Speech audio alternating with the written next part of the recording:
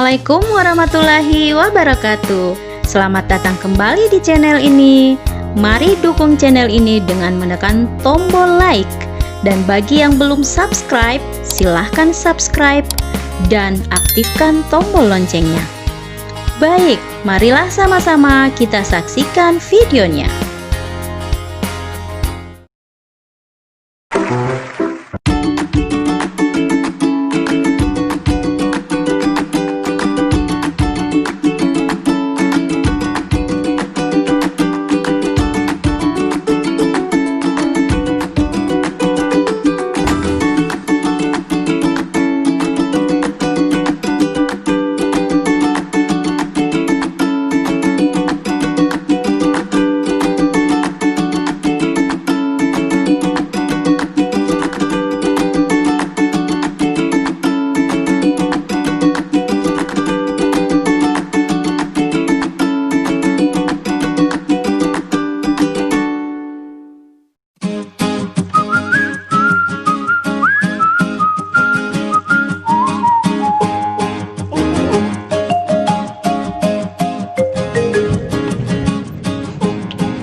Hai, selamat pagi teman-teman kelas 5 di seluruh Nusantara. Gimana kabar kalian? Semoga kalian sehat selalu ya, agar bisa belajar baik hari ini. Sebelum mulai belajar, alangkah baiknya kita berdoa supaya diberikan kemudahan dan kelancaran.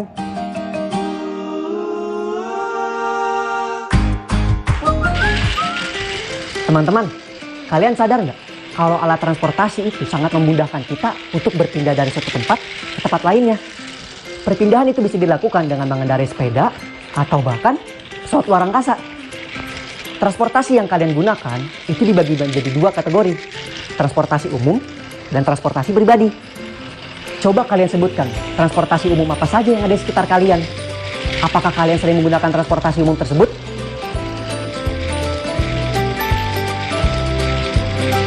Coba kalian tulis jawabannya di buku kerja kalian masing-masing ya.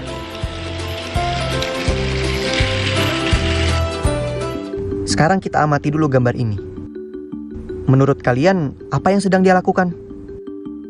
Kira-kira di mana dia melakukan aktivitas tersebut? Dan apa pekerjaannya? Tulis jawaban kalian di buku masing-masing ya.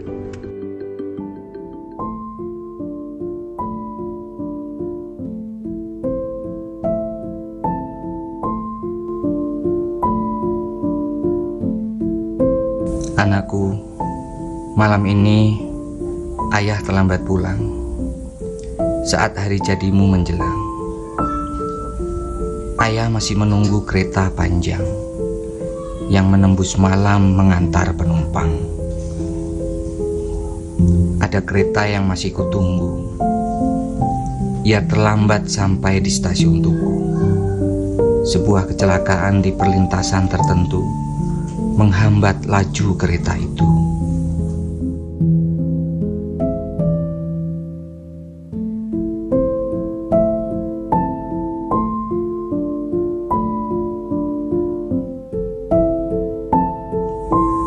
Petugas perlintasan mengabarkan palang pintu perlintasan ditabrak oleh bis yang oleng ke depan. Sopir mengemudi kencang. Penumpang bergelayut dan berimpitan. Penumpang melompat sebelum sampai ke tujuan.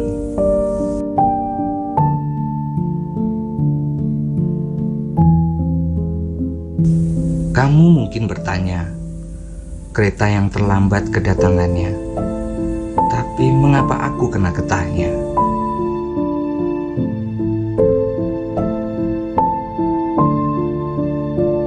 Anakku, tugasku memastikan kereta tak melenceng ke kiri atau ke kanan sebelum berangkat atau sampai tujuan. Peluitku memberi aba-aba di garis depan.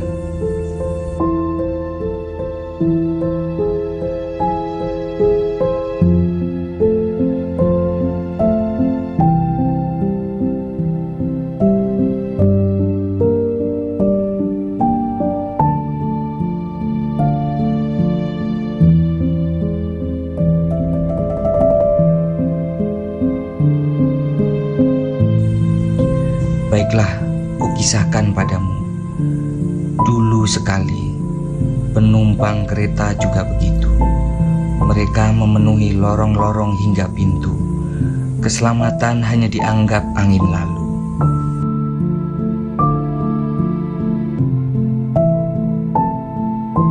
Tapi kini penumpang mulai tertib. Mereka tak mau mengadu nasib. Kalau tak mau tertib, bahaya akan mengintip. Karena itu, ingat-ingatlah pesanku. Naik bis atau kereta laju, duduk yang tenang di kursimu. Pantang berebut untuk turun lebih dahulu. Keselamatan tetap nomor satu hingga sampai ke tujuanmu.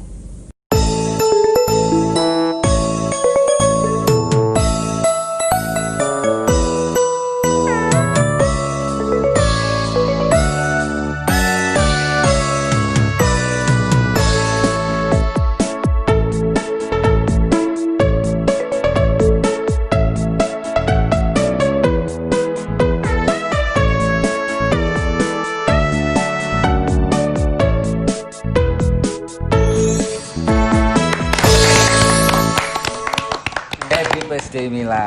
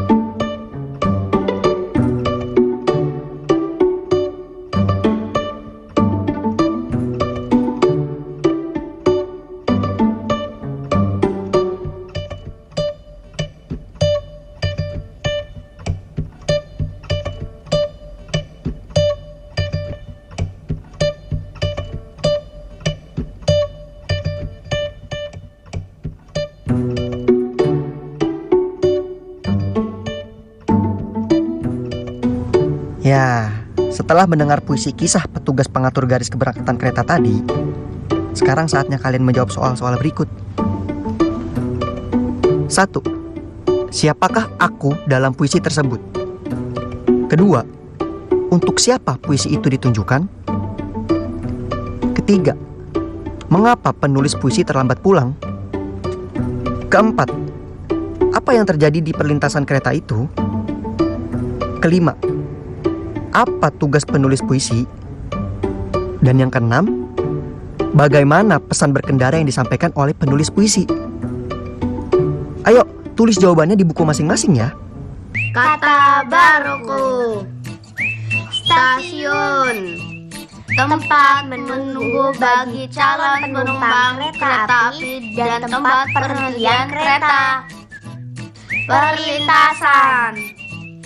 Persilangan antara jalur kereta api dan jalan, baik jalan raya ataupun jalan kecil lainnya. Palang.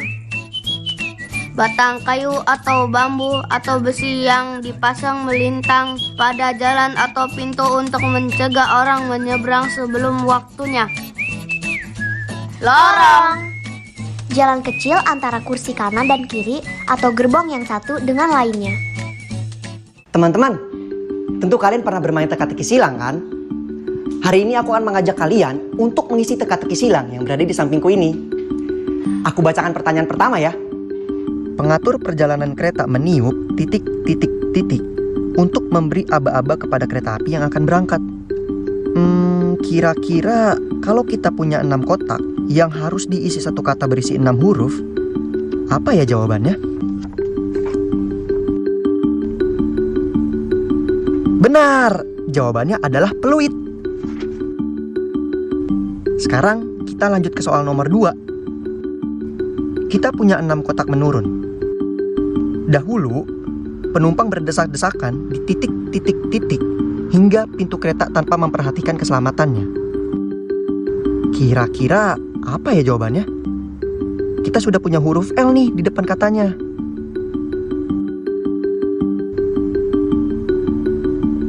Yap, jawabannya adalah lorong. Sekarang kita beranjak ke soal nomor 3. Titik, titik, titik itu sesak muatan. Penumpang bergelayut dan berimpitan. Apa ya teman-teman? Kita punya 3 kotak nih. Betul sekali, jawabannya adalah bus. Soal nomor 4. Kereta api terlambat sampai di titik, titik, titik Tugu akibat kecelakaan yang terjadi di perlintasan. Kali ini kita punya 7 kotak mendatar nih teman-teman.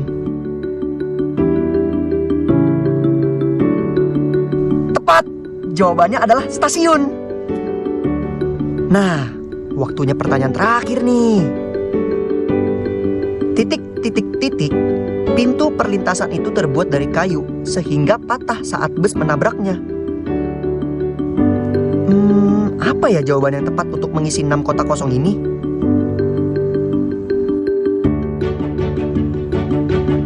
Benar, jawabannya adalah palang. Hebat, sudah terisi semua kotak di teka-teki silang ini. Kalian pintar.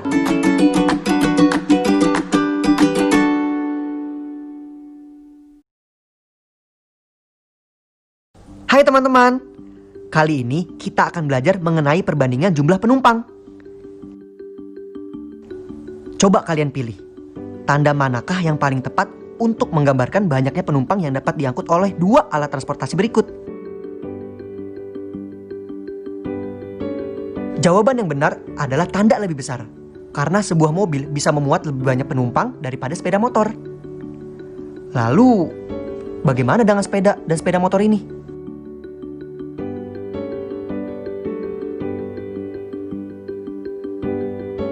Jawabannya, sepeda dan motor sama-sama hanya bisa diisi paling banyak 2 orang saja. Ingat, tidak boleh lebih dari 2 orang ya. Karena akan bahaya sekali apabila diisi lebih dari 2 orang. Sekarang, bagaimana dengan becak dan mobil di layar? Yang benar adalah tanda lebih kecil. Karena becak hanya bisa diisi paling banyak oleh 3 orang. Sedangkan mobil bisa diisi lebih dari 3 orang.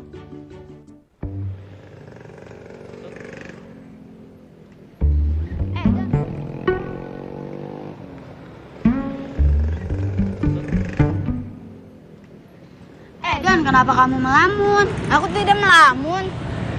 Vin, kamu tahu itu apa? Oh, itu papan rambu lalu lintas, Don.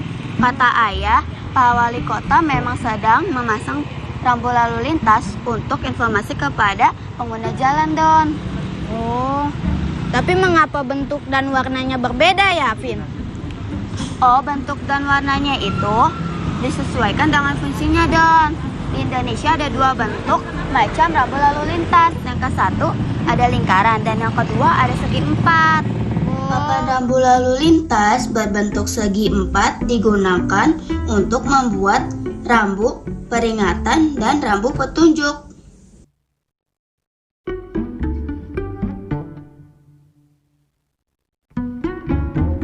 Sedangkan papan rambu lalu lintas berbentuk lingkaran digunakan untuk membuat rambu lalu lintas, larangan, dan perintah.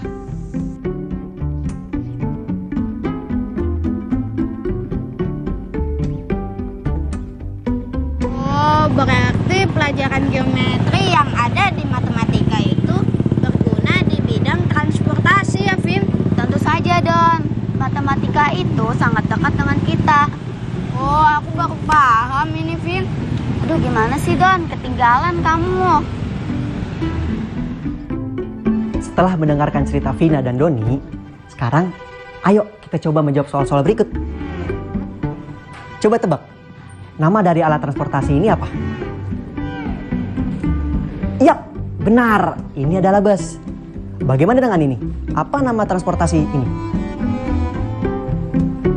Benar, ini adalah angkot.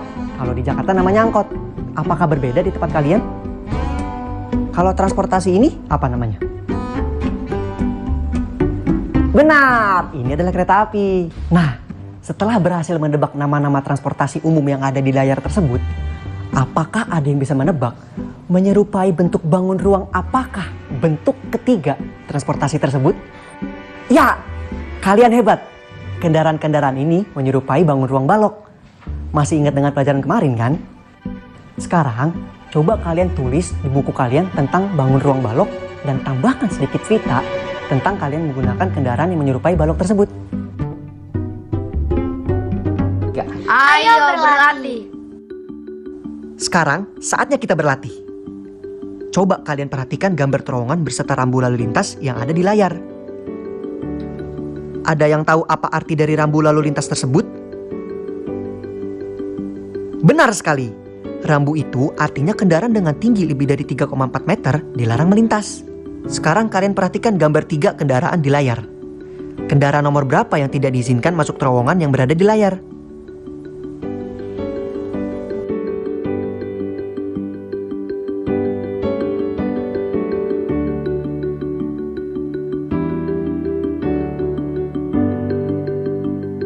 Tepat sekali. Kendaraan nomor 1 tidak bisa melewati terowongan karena memiliki tinggi lebih dari 3,4 meter. Apabila dipaksakan masuk, terowongan bisa tertabrak dan hancur. Refleksi. Nggak terasa ya, Kak Agung sudah menemani teman-teman pada kegiatan belajar hari ini. Karena sekarang kita sudah ada di penghujung waktu. Tapi sebelum itu, yuk kita refleksi pelajaran hari ini. Setelah tadi di awal pelajaran kalian sudah mendengar puisi dari Bapak Petugas Pengatur Perjalanan Kereta, kalian pasti bisa membedakan cara menggunakan angkutan umum yang baik dan yang kurang baik. Sekarang, coba kalian isi tabel yang kosong di layar sesuai dengan apa yang sudah tertulis di kolom sampingnya.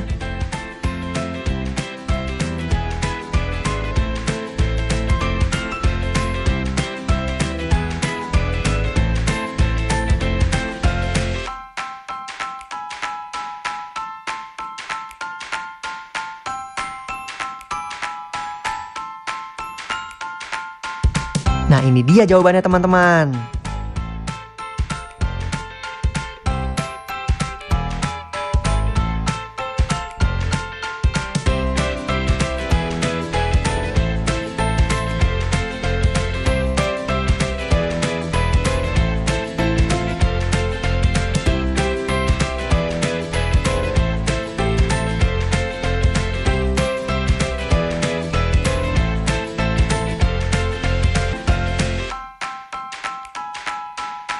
Pertanyaan selanjutnya.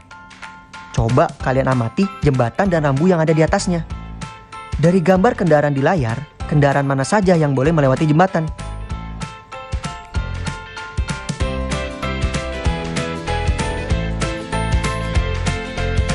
Jawabannya adalah kendaraan C boleh melewati jembatan, sedangkan kendaraan A dan B tingginya melebihi 2 meter, sehingga tidak diperbolehkan melintas jembatan.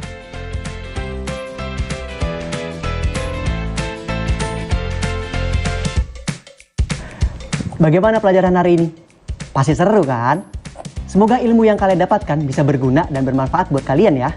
Dan jangan lupa di-review bersama orang tua atau wali kalian di rumah ya. Sampai jumpa lagi. Dadah!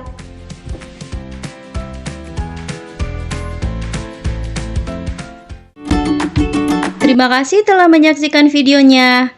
Nantikan episode selanjutnya. Dan tetap di channel ini ya.